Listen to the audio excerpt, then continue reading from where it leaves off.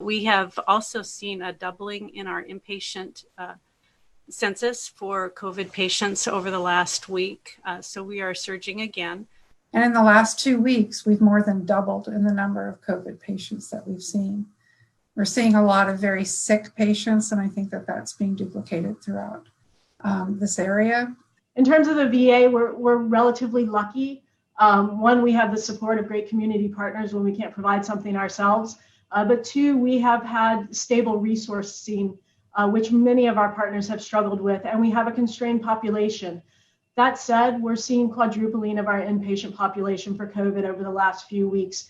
And the slope of our curve predicts that will continue at this point. As of today, we had to open one of our accessory units, an area that we don't usually use for patient care. The difference for us really, apart from having increased COVID patients, the difference for us compared to this summer is that we're seeing stability in what we would expect for other patients. For us here, taking care of children, we are not yet seeing the full surge like other healthcare systems around us who take care of adults are facing. We are starting to see some increase in our numbers, but we're not near capacity. Luckily, we're not near capacity yet. We have a surge plan in place. Our goal is to do what we do best, take care of children across the Central Valley. Thank you very much. And I apologize.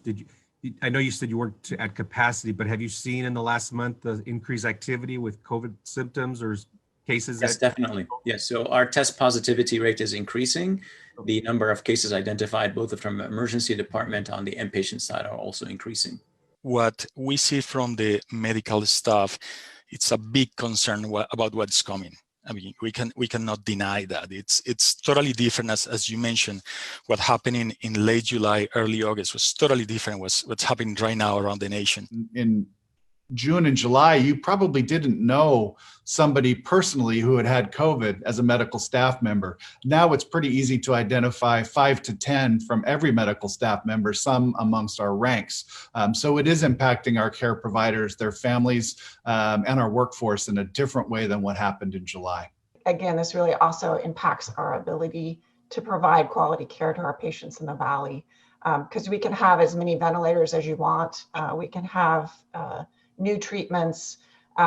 We can understand the disease process a lot better.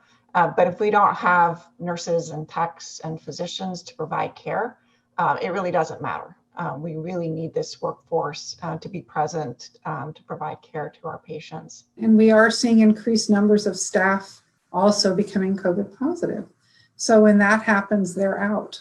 So it creates then a shortage of staff that work harder and shorter, and it's very difficult. So yes, we're seeing fatigue, we're seeing stress, we're seeing all of that. Our staff also are getting tired.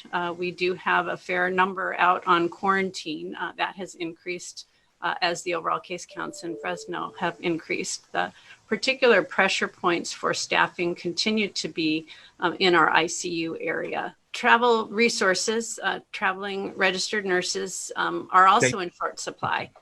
So because there's demand nationwide, we do have some travelers, traveling nurses that come to St. Agnes to support our various care areas. But there are constraints in accessing all of those additional resources, and that's a national issue. Those military teams from the Air Force came in and actually helped do some significant staffing to our intensive care units. And so those are the areas that we foresee potentially will need that assistance again in that specialty care area. But as it stands right now, those assets are not available to us, and we're working on that. It is very fatiguing. It is hard to care for patients when their family members can't be there to support them.